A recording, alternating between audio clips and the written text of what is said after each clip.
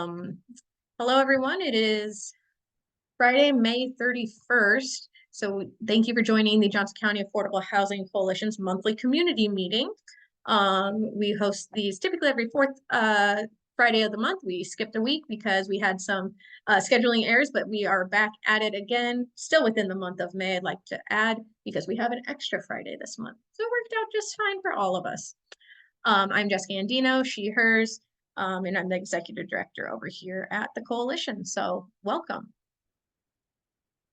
Here are our May community updates. I just like to provide this opportunity to state, kind of the initiatives and programs that we're working on over here at the coalition to the members that are able to join us at this time. We do a lot of different outreach, a lot of different programs and projects, and some may overlap between those two lists. But ones that we're really focusing on over here are scheduling out some listening posts to some of the smaller communities here in Johnson County. We will have our first listening post in Lone Tree. So residents of Lone Tree will be able to engage with the coalition and other invited members such as JCAHC, the Housing Trust Fund of Johnson County, a couple of supervisors, the school board there on June 21st. It's a Friday morning from 9 to 11, 10 to noon at the old grocery store parking lot. So it's right across from the bank there. So we'll be hosting some coffee and chats and just talking about anything rural development and housing. And we are doing that in partnership with Greater Iowa City, Inc. We've been very active with the local homeless coordinating board. We're working on some advocacy efforts to be able to ensure all individuals in our community are welcomed and have a place here. I've also been on some conference calls recently in order to help plan the State Housing Iowa conference. We're working on any sort of panels, discussions, keynote speakers that might be of interest to attendees. That conference will be right after Labor Day in Des Moines. So if you, as an active member and supporter of the coalition, have any ideas that should be shared amongst the state, either about what we're doing here, what we would like to see being done here, feel free to send me an email and we can get that relayed to the full planning committee. We're still doing outreach and education with the housing action team of Johnson County Livable Communities related to accessory dwelling units. Those are those backyard apartments, granny pods, carriage houses, whatever you want to name them. We have successfully been able to advocate for planning and zoning changes here in the city of Iowa City. But we are talking with North Liberty, we're talking with Coralville, and we're also going to be talking to other of the 11 municipalities around to allow more affordable housing stock and choices within our neighborhoods. That's also with our big Legos that we still have. So we still have big Legos that were paid for by AARP. If you want to utilize our jumbo Lego blocks, I have 8 giant boxes of those suckers sitting in the office next to me, and they need room to breathe. So if you have an event that you think the Johnson County Affordable Housing can come over and use those at, feel free to also send me an email. I'm working with the University of Iowa Student Legal Services and their off-campus housing to schedule a tenants' rights and responsibilities clinic that would be primarily catered to graduate students and then also undergraduate students as well. We love our students here in our community, and they are often tenants because they are renting for short term while they are pursuing higher education. So we want to make sure that they are understanding of their rights and responsibilities. We're also hopefully going to be working with Iowa Legal Aid to have more of these clinics for everyone in our community as well. As you've seen in a couple of the municipal and county packets, we have been working with staff with some ARPA funding. ARPA funding has been earmarked in both City of Iowa City and Johnson County for affordable housing projects. So we are engaging again with staff to best utilize funding before the timeline runs out to make sure those funds are allocated to a specific project by the end of this year. So if you have any ideas or suggestions or comments about where you believe that funding should go, again, I am always open to receiving Facebook messages, emails, telephone calls. You'll probably see me at a coffee house here, there, and everywhere as well. So feel free to give me your suggestions. One item that we're extremely proud of that's going to be kind of showcased here recently or soon will be the Student Build program through the City of Iowa City and the Community School District. Oh, wonderful, Ellen. Thank you for also noticing and stating that there was an ARPA funding proposal project through the City of North Liberty. So thank you for mentioning their dedication to affordable housing as well. I was only talking about items that have not yet been spent, but those have already been dedicated funds. So thank you. Back to the Student Build program. The Student Build program currently has 16 students from 3 area high schools and working with in-class and on-site of building a home for the Housing Fellowship. So that is over off of Ronald Street, 724 Ronald Street. And that Student Build home has 2 bedrooms, high energy efficiency, and another going through the layers of historic preservation. It's a super cool project with a lot of different collaborators. Again, it will be an affordable rental unit that will be leased out through the Housing Fellowship, so a local nonprofit that we partner with. They are going to be on the Parade of Homes through the Greater Iowa City Home Builders Association, excuse me. And they're also doing their open house coming here shortly. So that's very exciting. And they will be breaking ground on the split lot right next to it of 726 Ronald Street starting this fall. And they've secured a lot for the following fall. So we're getting the ball rolling on training the next generation of carpenters, tradesmen, tradeswomen, and others. So it's going to be a really great project. If you want to be involved with that, it's still in the early planning phases. Again, the coalition is a supporter of this initiative, definitely not the founder of it, but it's pretty darn exciting. Seniors and Students Co-Housing Group, we still meet. We have a meeting early next week to discuss how we can do some home sharing projects to fill vacant rooms, especially in our elderly population's homes. So we have a lot of vacant rooms here actually in Iowa City, and how could that be better utilized for affordable housing needs? We've been engaging with a national company that does these home sharing through the work of a social worker. And we're trying to see if we could get a pilot project up and running to be able to fill those spaces that we have for our affordable housing needs.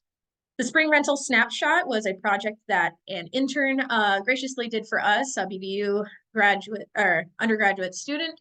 They pulled all the Zillow listings 1 week in March from the cities of Iowa City, Coralville, and North Liberty, wrote down all of the amenities, the rent that was required, if they allowed pets or not, and other interesting, I'll say, descriptions of these properties, along with who the property management companies are.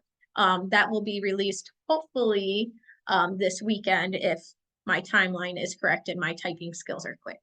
So that will be able to give us kind of a snapshot in time, a cross-sectional look at what our current rental market is at the moment.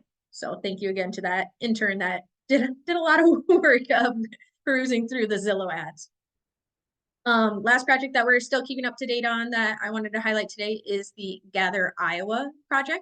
That's in Coralville at 2nd and 1st. Old Taco John's, where La Lupita is, the tienda that's across the street from Hardee's, that is posed for redevelopment.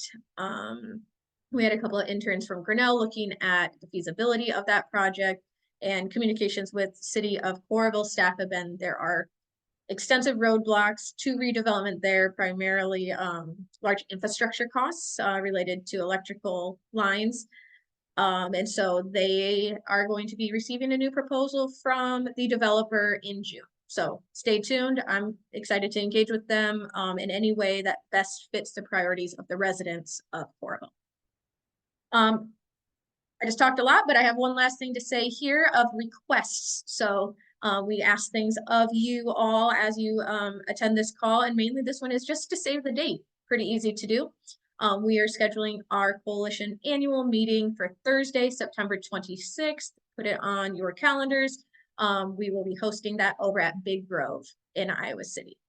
So you guys are first in the know. I think I have it scheduled to post next week. That we will let the broader audience know as well. So save the date for September 26th for the 2024 annual meeting. All right. Only I knew how to use technology.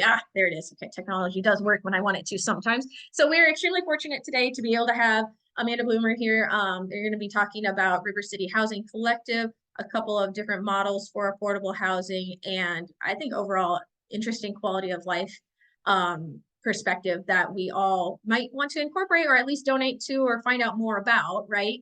That is here within Iowa City and for our residents. So Amanda, do you have slides that you would like to upload? I will stop sharing because that seems easier. All right. Of course, you're on mute right now. We're having the Zoom issues today on both sides of the track, so it's okay.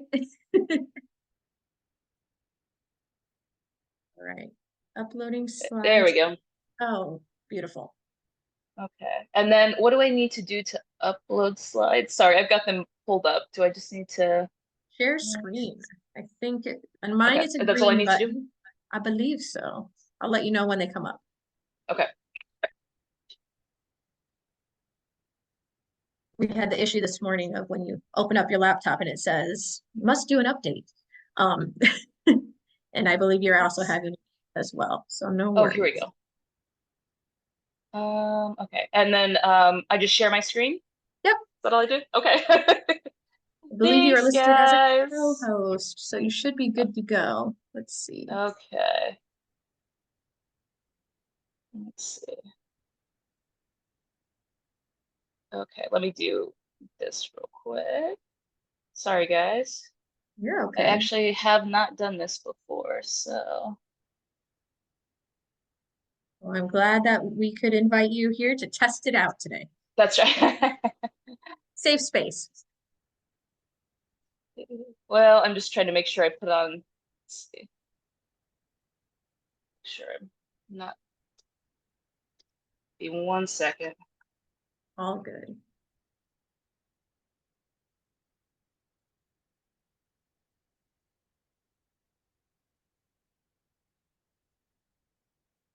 Okay. There we go. That was me trying to figure out how to do not disturb because I had to move to my phone and oh, okay. Nobody needs whatever that could be today. All right, here we go. All right. Able to click it to see it. I feel like half the time I'm not very good at technology, and other times I ace it. It's not going to be today, so I can't walk you through it.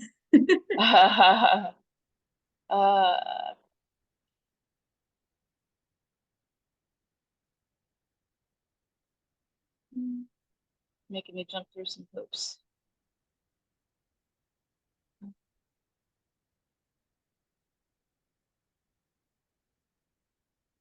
All right, guys. There we go. Now it's letting me.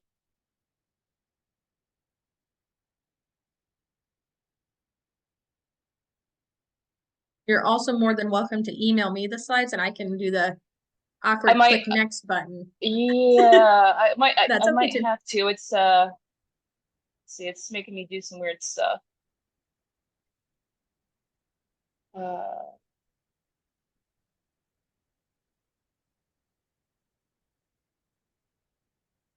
Well, I'll also say that this weekend is graduation weekend for our local area high schools. So be aware there will be lots of traffic around the Extreme Arena this upcoming Sunday. I know that's not quite housing related, but you know, housing, traffic, educational attainment, it all goes hand in hand. So just be aware of that. Okay, it's letting me open it. Great.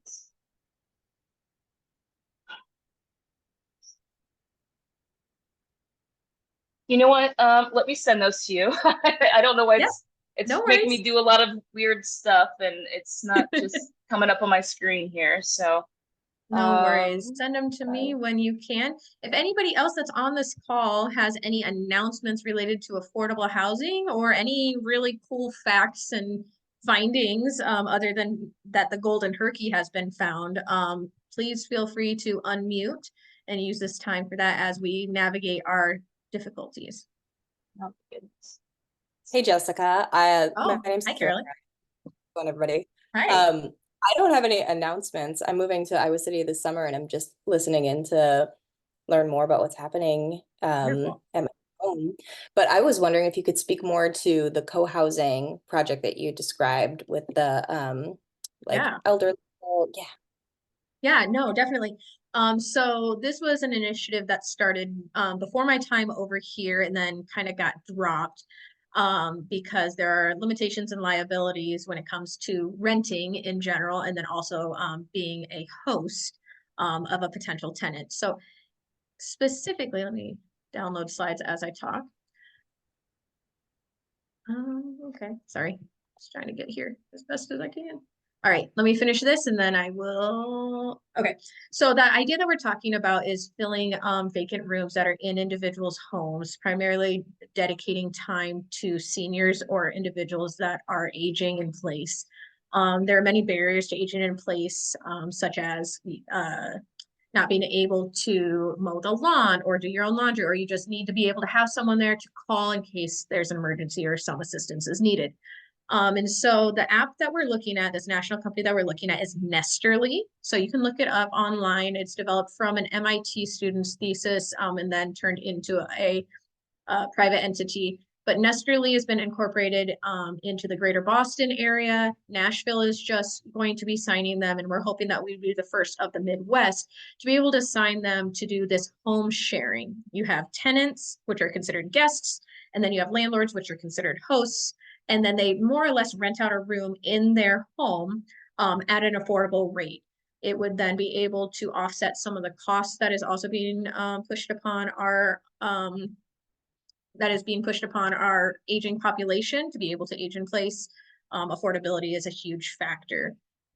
They also incorporate task trading. So as I said, those lawn care, raking, maybe even light laundry could be used as exchange for an amount of rent.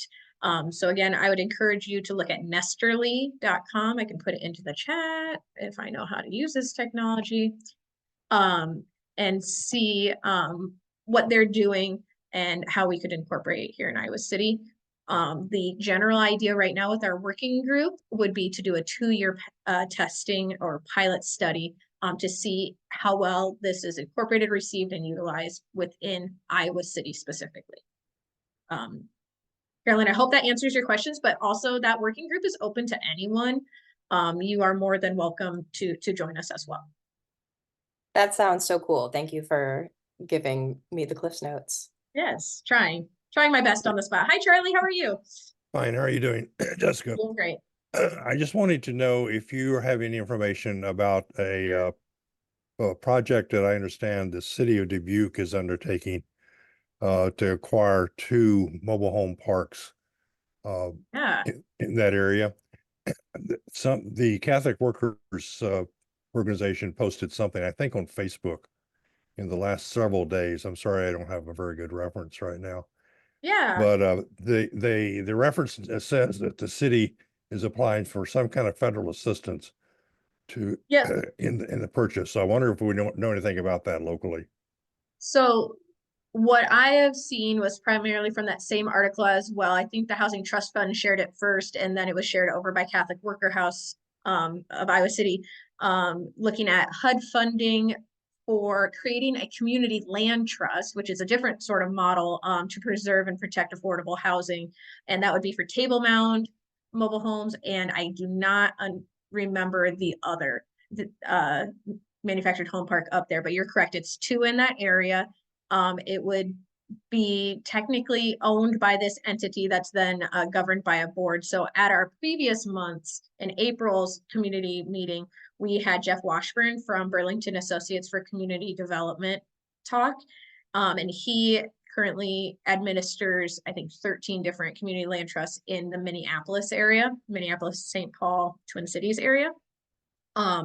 And so this is actually something that we are actively exploring, not quite the funding mechanism in which they went, but we as a board for the coalition is meeting with Jeff on a smaller scale later next week to see if we can implement that community land trust model. We have a couple of local community land trusts. I know that the Housing Fellowship currently has and does administer one, but how can we do that more on a broader scale is one of the questions I have for Jeff.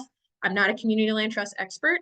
I know probably just as much as everybody else on this call here, maybe a little bit more, enough to be dangerous. But that is something that we could explore going forward, especially to preserve the housing for individuals that are in manufactured homes in our community.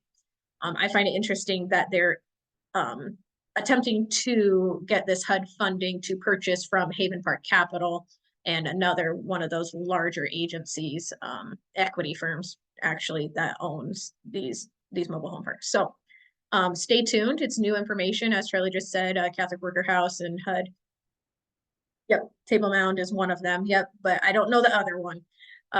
So stay tuned if that's something that you're interested in as well. Charlie and I can definitely exchange a bunch of emails back and forth, but these larger meetings are great. I'm also always down to go and meet in person to discuss these issues. Okay, thanks very much, Jessica. Yeah, no problem.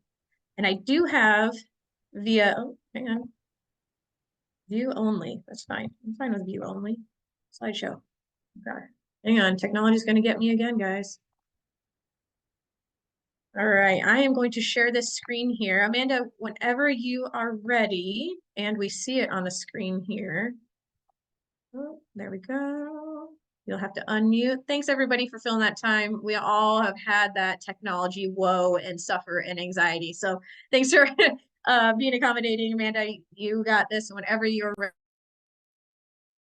Awesome. Thank you so much. Yeah, so I hope everybody can hear me all right. And perfect. I appreciate your patience. I'm sure this, the recording of this call will haunt me.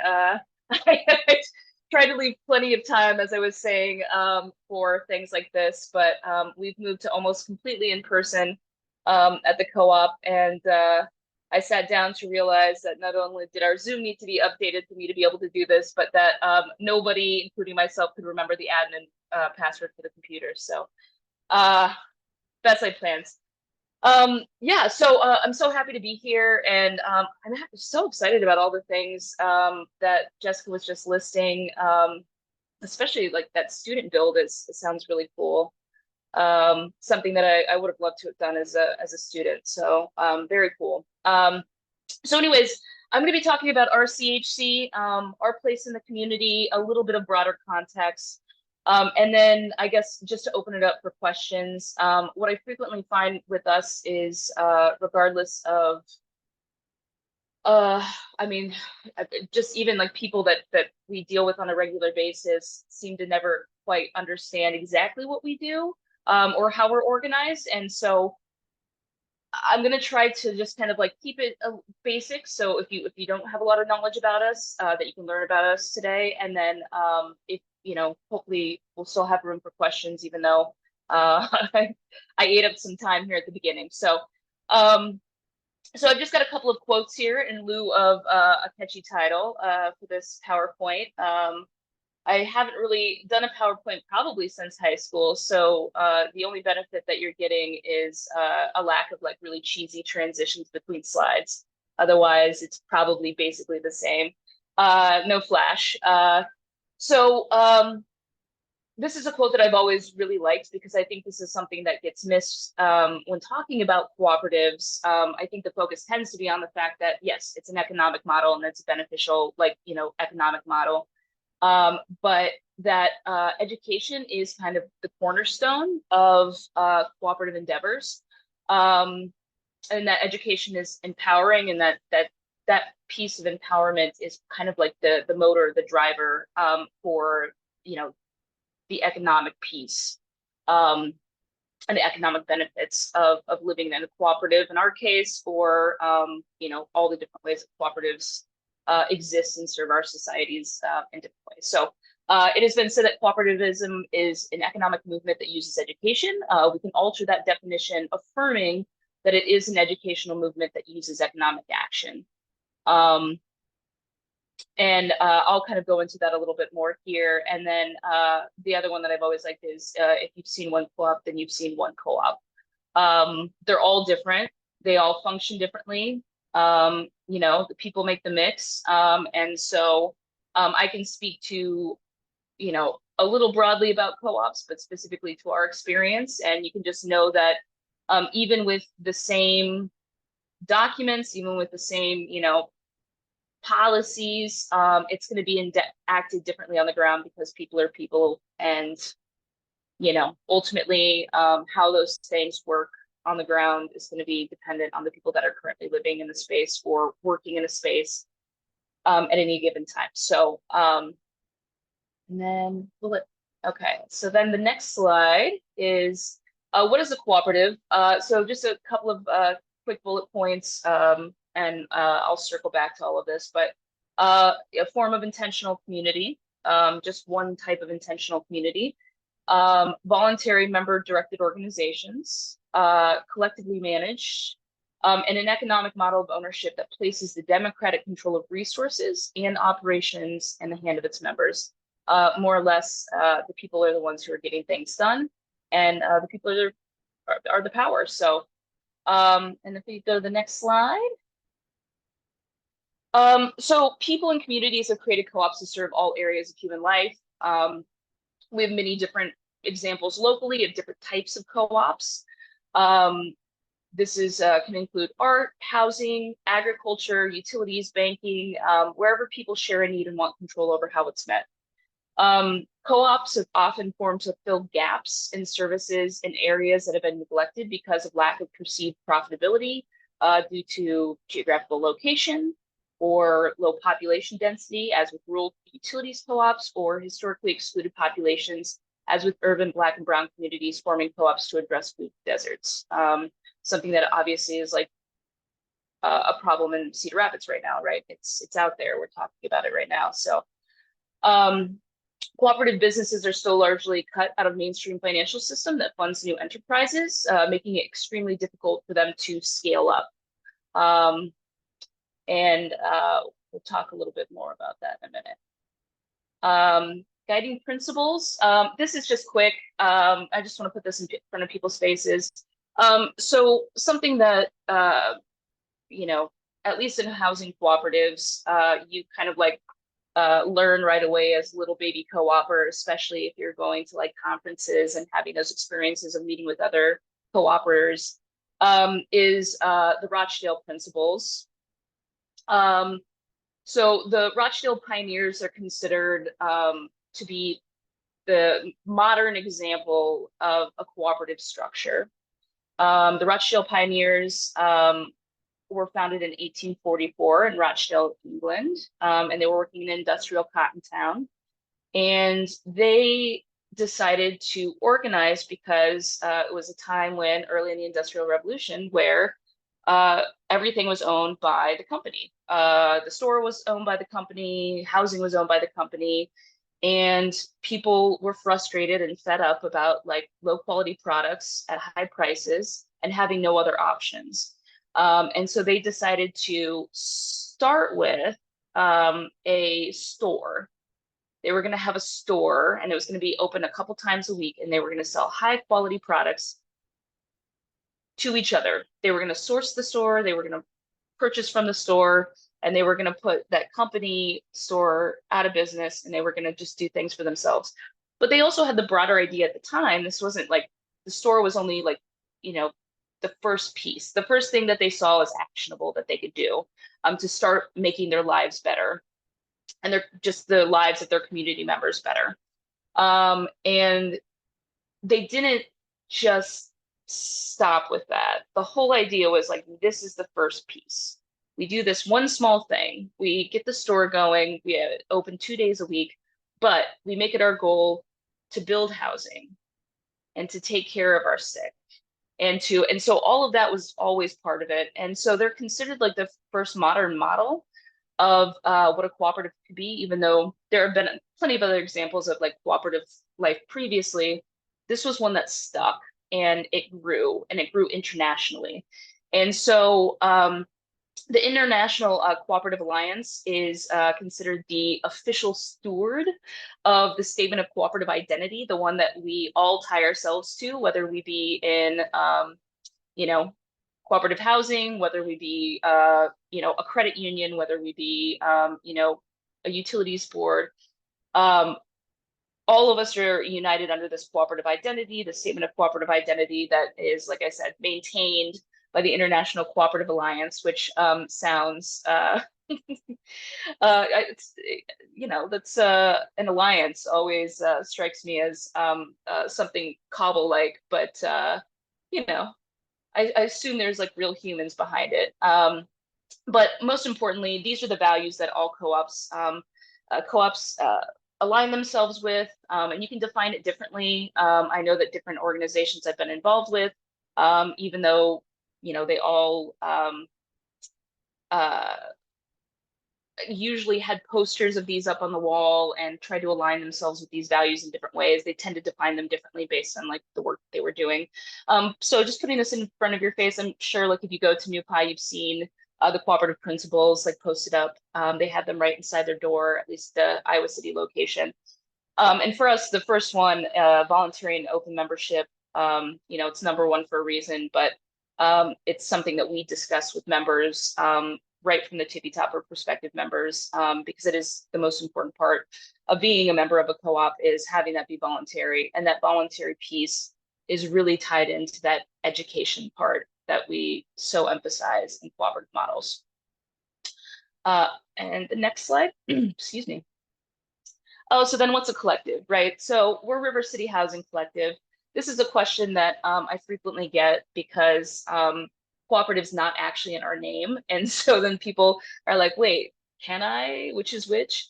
So cooperative just refers to that specific ownership structure, whereas collective refers to how members participate in the management of that community. So collectives can differ from cooperatives in that they're not necessarily focused upon an economic benefit, which cooperatives most definitively are, or saving, but they can be that as well. Next slide. Okay, and a commune. So some of this is just differentiating because these are questions that I frequently get about the structure of the cooperative. So people frequently ask, like, what's the difference between that and like a commune structure? And the big difference with what we are and what a commune is that there's usually some type of income sharing community where most community needs are met internally. Sometimes with a business attached, this isn't uncommon, but like our nut butter friends at East Wing Community in Missouri, we actually have a few members of RCHC who have like moved into that community and found their home there too. So some people decided to level up and go all in and do the commune way. We, I should mention, do tend to have like a pretty transitory population. It's just kind of the nature of the type of like community cooperative that we are. We're in a community that does just have a transitory population. People tend to also find us in a time in life, whether that be earlier in life or later in life, or right in the middle. They tend to find us at a time when they need this type of community. And they come and they get the benefit while they're here. And then, you know, they find their way along the road. So so we do tend to have like a lot of turnover by the nature of just being in a university town, but also just when people find us in life. And co-housing, so the difference as far as like how our houses are structured, co-housing is like a cooperative neighborhood. So whereas we are just a house where our members have rent a room or a unit, and then they share common spaces. With co-housing, it's more of a cooperative neighborhood where private homes surround shared public space and amenities. So that'd be like our friends over at Prairie Hill. And all these types of houses are considered intentional communities. Intentional community is defined as a community that chooses its membership. Members choose us, you know, that voluntary membership, they choose us, but we have to choose them back. And the communities do that with intention, which usually includes some kind of like membership process. We can go on to this. Thank you for doing this, by the way. So just a little bit about us. RCHC was founded and incorporated by members of the University of Iowa Student Senate in 1977. Not all housing cooperatives choose to incorporate. They don't all choose to be nonprofits, but we did and we have been. And in my opinion, great great move. That was, a good move to protect us as an independent entity while still leasing properties from the university, which we don't do anymore and haven't in a long time. And RCHC originally leased houses from U of I, as I just mentioned. So our physical form has changed a lot over time. None of our current 3 properties was part of that original configuration. We had 5 houses initially, and the 3 that we have now were acquired by us in 1986, 1996, and 2005. So the 3 houses that we currently have only been in this configuration since 2005. So relatively recently, at least in the context of our greater history. Like I mentioned, members of RCHC rent a room, but they share common spaces. As a condition of their lease, all members perform work credit for both their house and the collective. This does include cooking dinner, meeting attendance, committee participation, household chores, and maintenance. Labor systems across cooperatives can be very different. This is something that we have a relationship with North American Students of Cooperation, which we'll talk about later. And NASCO is basically a cooperative of cooperatives. And you really get a chance to go and meet with people. Our members get a chance to go and meet with people from all these different, cooperatives from around the United States and Canada, including a lot of student cooperatives and cooperatives with a bigger well of resources than we have, right? Especially the ones that are supported by a university staff and funding, right? But the one thing that we learn is that, we all have these things, they all exist in some form. And I've seen labor systems look a lot of different ways. And ours has changed a lot in the time that I've been with the co-op, either as a resident, staff, or staff resident, as I currently am for this brief period of time. So, and then all members pay a house fee that contributes to the collective purchase of food and other household goods. That is something that on top of their combined rent and utilities that they pay every month, they also pay, at this time, the fee is $100, which is a pretty small fee, also, comparative to what the current per diem is. The USDA's per diem for an adult, a daily grocery allowance for an adult. In the US right now, also comparatively to other co-ops right now, it is a relatively low fee, and it does cover the purchase of food and also laundry detergent, dish detergent, sponges, garbage bags, all the things that you need, in a household gets purchased collectively by the house with that fee. And we have a fixed leasing period that runs from August 3rd to July 31st. So, and the next slide. All right, so governance. All member residents of RCHC are automatically members of our board of directors. There are no external board members. It is purely the member residents of the community that are making decisions for themselves. Regular board attendance is required as a condition of our lease, and votes are conducted according to a modified consensus. That is pretty typical as part of a decision-making process within our communities. Basically, the big part with that is that the most important part of that is that a modified consensus is our attempt to try to stymie any attempts to bully the community. So one person can't just hold the community hostage in a conversation. And so modified consensus for us is that there has to be 2 blocks or 2/3 abstentions of the present members at any given time. Members also attend regular meetings for their house and a chosen committee. So as you can see, there's a lot of required participation in governance. We've got 4 committees at this time. Those configurations have changed a little over time. Members can choose which committee they want to be on based on where they feel like their energy and their talents could be most effective, or a committee that they think that they could learn a lot from. We wear many relational hats to one another. We are housemates. We are sometimes friends. We are, people that are managing a nonprofit together, and we are also landlords to one another. And so votes and the conversation surrounding those votes can be very loaded because there are so many ways in which we interact. And I'll go ahead and go to the next one and try to get through these pretty fast for you guys. Membership. So all intentional communities have a process for membership that typically includes a combination of education and interviews. For RCHC, that does include an information session with a membership representative, which is typically about 2.5 hours. It can be 3 sometimes. It kind of depends on how engaged the person is with the information, but it is top loaded with education.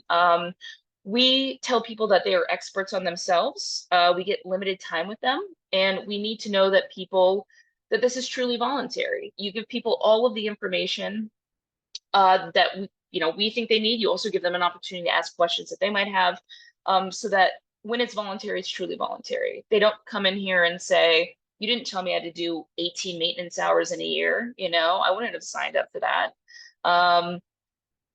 And then they do a prospect dinner, which is an interview portion of our process. A lot of communities have different formulations of this. Some of them require up to 3 in-person meetings. We find that even just doing this education portion in a prospect dinner, especially at times of the year when we're meeting with a lot of people, is more than we can manage, at our size. So that's fine for us. That's what we've agreed is acceptable for us to be able to welcome somebody new into the community. Other communities have a much higher bar, much higher standard. Intentional communities are still accountable to fair housing laws, most importantly, but we can set standards of eligibility for prospective members. So for us, after a prospective member has completed the process, the current members do vote on whether or not to approve that person. We look at 2 criteria, and I think this is similar to other co-ops that I've met with, but to the best of our knowledge, will this person be an engaged and active participant? And to the best of our knowledge, will this person, I didn't even end that sentence. Will this person be a safe person? Yeah, so will we, based on what they've said, do we believe that they will abide by our safe space policy and be respectful of members current and future? And then the next one, affordability and ownership. We are a group equity co-op, which means that the assets of the co-op are owned by the group as a whole. That's our 501c3 nonprofit.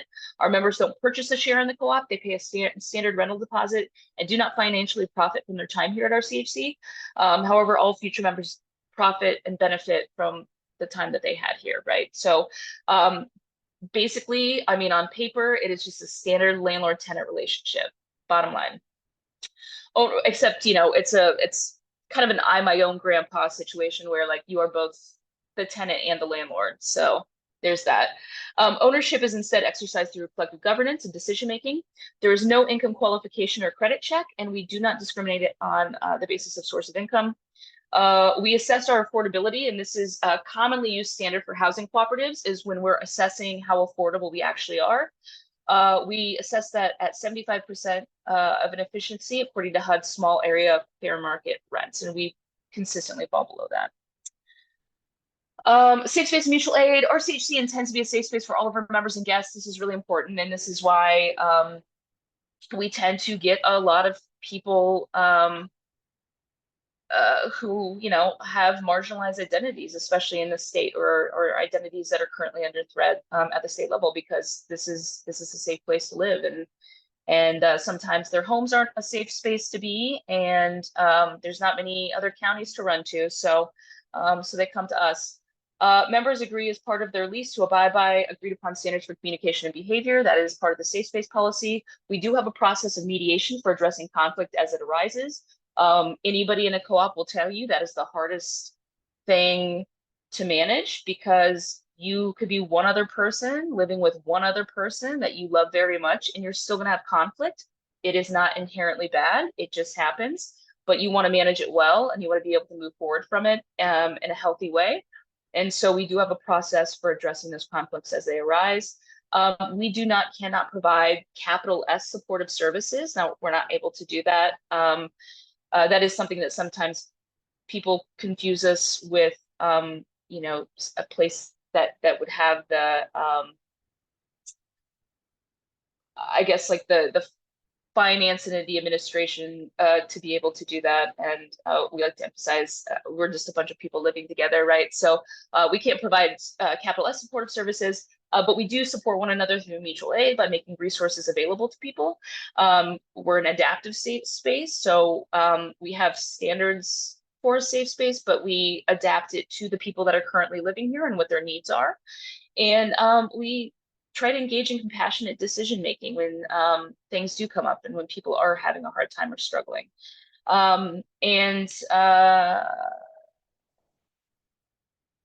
Then the last slide is just cooperative partners.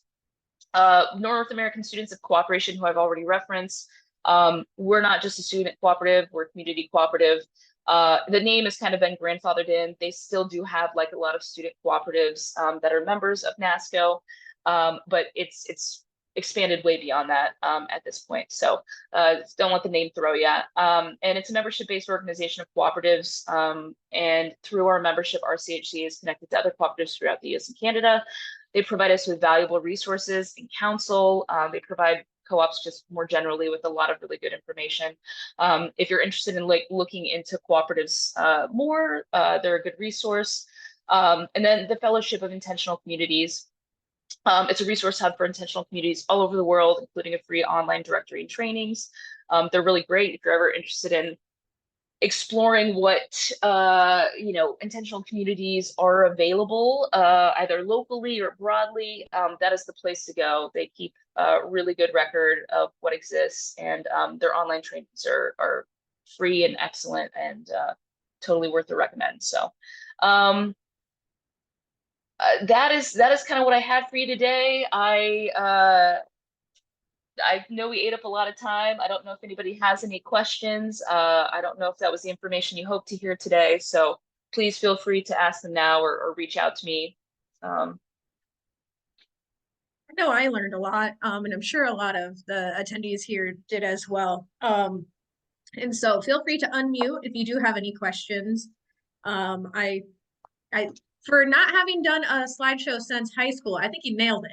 Okay. Oh, good. You did miss the dissolve between the, as those transitions, but I won't hold that against you. Next time. No dazzle. Yeah. Yeah, no dazzle, but that's okay. Straight to the point. I'm okay with that too. Carolyn, do you have a question? Join us. I do want to say it fast with before the she starts crying baby. again. It's a baby. She's all blurry. Amanda, thank you for your presentation. I used to live at River City Housing Collective in the Summit House, and I loved it. I had a great experience there. I'm curious, at that time, we weren't accepting, like, we couldn't take Section 8, or we weren't at that time. Are you guys working with housing vouchers and any forms of rental assistance? Yeah, and actually, thank you for asking that. So yes, we take all housing vouchers. We do not discriminate against source of income. And I've always said, actually, I think what we learned, and it's interesting that you bring that up, because I think what we learned is that we thought we could not. I think this was maybe within like my first couple years at the co-op, is I thought we learned that we thought we could not, but it was absolutely acceptable. And so, yeah, we always take vouchers, and glad to keep doing that. Cool. Has that presented any like unique challenges or anything in terms of like preparing for passing inspections? Has there been anything like that that's been difficult? No, it hasn't been a problem. And I will say that we haven't had anybody come through. This is, I mean, the passage of time stuff, but since the pandemic started, we haven't had anybody come through. We might run into something now if that were to happen. No, we're trying to get things together, but yeah, of course, deferred maintenance happened during the height of the pandemic, when membership was low and resources were low, and we're kind of building back from that. So I don't know if we would encounter that now, but we haven't in the past. Awesome, thank you. For sure. Well, that brings me to one of my questions is, what is your current occupancy? How many members do you have currently in each home, and what is your vacancy rate? Oh God, that's a hard question to answer. No, we are struggling right now. So we had a house fire. Nobody was living at the house at the time.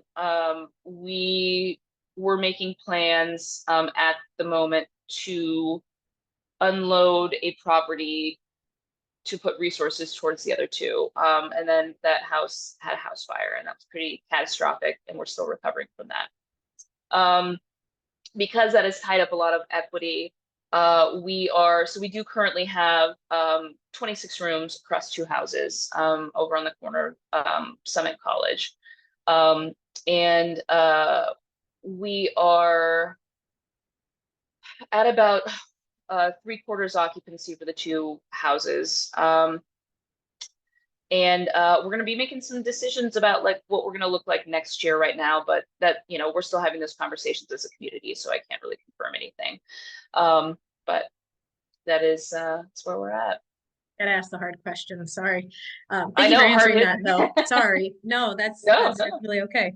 And you're at 75% of the small market HUD definition for an efficiency. Is that sitting around 575, 600? What is your current? Yeah, so about 560 is where, you know, that we sit right now. And it ranges by room. So we do have some rooms that are, you know, around 450, 475 too. So we've got some smaller units, which is really nice. No, we haven't decided on what the rent increase looks like for next year, or if we're going to do an increase. Members get to vote on that. And we do take a few things into consideration when we go to sit down and vote. So. Oh, thank you. And I think that's, I mean, hearing even just the number of 400, my eyes just boggled of, wow, good for you guys, because if you can manage at that point, that's very affordable. So thank you for that. You also mentioned deferred maintenance and, you know, the need to recoup for rehab, right? What is the membership plan to do that? Are you looking for community support? Are you looking for qualified contractors? What is the ask and the need? While I have some captive audience here for you. So currently we're fundraising for a couple of things, like specific items that would be able to, we just got enough money to open up 3 units on the back of the house. So the deferred maintenance was last winter, there was a break along 3 baseboard radiators. So water went into all 3 of those rooms, and we haven't been able to afford like to do the recarpeting, which we need to do to make those rooms like, you know, occupiable and safe. So we actually just fundraised enough to do that bit, and we really appreciate the community support for that project. The other big thing we're going to need support with is the exterior over at Bloom County House. We've got a few things that we've been trying to get off the ground in terms of that, but it's going to be it's a beast. It's there's a lot to get done. So and then we had a kitchen repair here at Summit that we're close to meeting, but our fundraiser is on our website. We featured it on our social media quite frequently. People, if you're out at the farmers market, we're always out there, and you can donate there if you're interested. Qualified contractors we're actually good for. We've it took a really long time for us to find somebody for Bloom County, and a lot of funding requires 2 bids, and we were having a hard time getting somebody who was willing to do one for a really long time. But now that we've got somebody, we're trying to move forward. So yeah, I would just say funds. We just need funds. We have so much interest right now, and the most interest that we've had in living cooperatively since 2020. I mean, the Wow. interest just hasn't been there for people to return to congregate housing. And now there's a boom of interest, and we need to have units that are habitable for people to meet that moment, and to hopefully be able to, you know, survive, you know, many more years and be a resource, continue to be an affordable housing resource. So Yeah, no, thank you. I definitely agree and want to echo everything you're just saying here right now. So I know we're getting close to the hour. but as I click through technology, I also have to say thank you to our sponsors, right? And a couple are on the call today, to be able to host meetings like this with River City Housing Collective, and to learn about different models for affordable housing without the support of the community for us, and then also, you know, directly to the agencies that provide direct service. This wouldn't be possible. So I'm taking the time also on the coalition's behalf to say thank you to our sponsors that are listed here. And then we have other sponsors at other levels as well. So any little bit counts, right, Amanda? Any little bit goes forward. The $1 or $2 that you get at the farmer's market really does go towards the mission. Exactly. Absolutely. I did want to invite, we have our community meetings every fourth Friday of the month at noon. This one happened to be pushed back to the 5th Friday. Good thing there were 5 of them. We have a legislative update that we're going to be inviting a couple of state legislation individuals to. So we have confirmed Adam Zabner and Janice Weiner will be joining us, and then we may reach out to a few more, but at least we have 2 that will be providing an update on the discussion in the latest session. So that also reminds me, I don't know if you can see it here because I can't see my screen, but don't forget to vote. I voted today. I got my lovely Joco Vote sticker.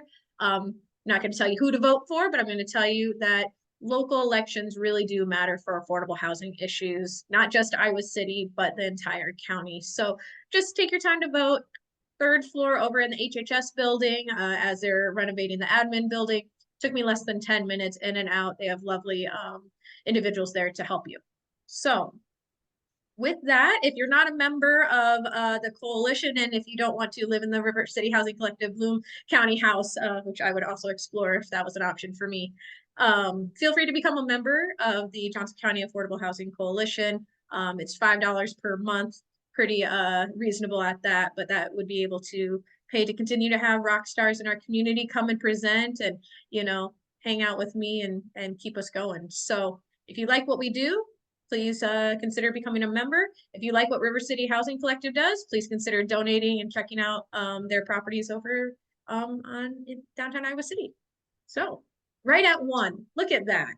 Perfect. It's like I do my job sometimes. Thank you all for coming on today. If you have any questions, comments, concerns, feel free to find me on Facebook, Insta, in my office, at a coffee shop, maybe hanging out at Bloom County. Who knows? I'd love a tour. Awesome. All right. Thank you so much. Thank you, everyone. Yep. Have a happy weekend. Thank you.